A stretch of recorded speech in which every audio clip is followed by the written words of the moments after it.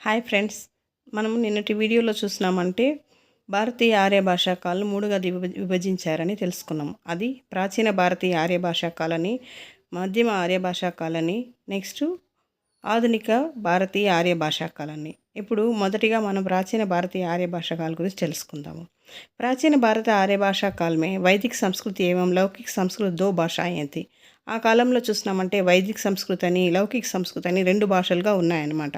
ఇందులో చారో వేద్ బ్రాహ్మణ గ్రంథ ఉపనిషత్ ఇసీ కాల్కి రచనాయే హై. బ్రాహ్మణ గ్రంథాలు కానీ 4 వేదాలు ఉపనిషత్తులు ఇవన్నీ కూడా వైదిక సంస్కృతి కిందికి వస్తాయన్నమాట.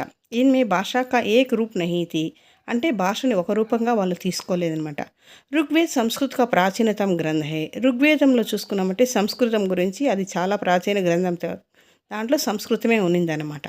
లౌకిక్ సంస్కృత్ మే రామాయణ్ మహాభారత్ ఆది లిఖే గయే హే.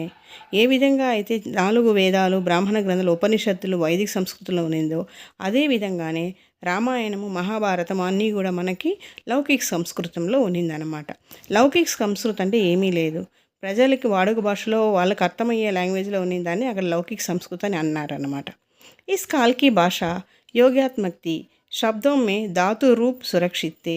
మనం ముందుగానే అనుకున్నట్లే ఈ భాషలో అంటే లౌకిక భాషలో చూసినామంటే భాష వచ్చి యోగ్యాత్మక అంటే అంతకి అర్థమయ్యే విధంగా ఉన్నింది.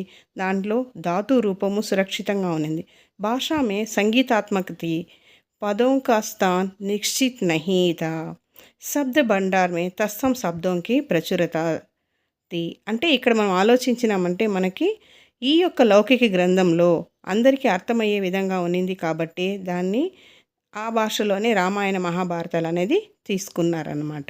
Thank you friends. నా వీడియో కనుక మీకు నచ్చితే ఒక లైక్ చేయండి, సబ్స్క్రైబ్ చేసుకుంటే నా వీడియోస్ అన్నీ మీకు చేరుతాయి. Thank you.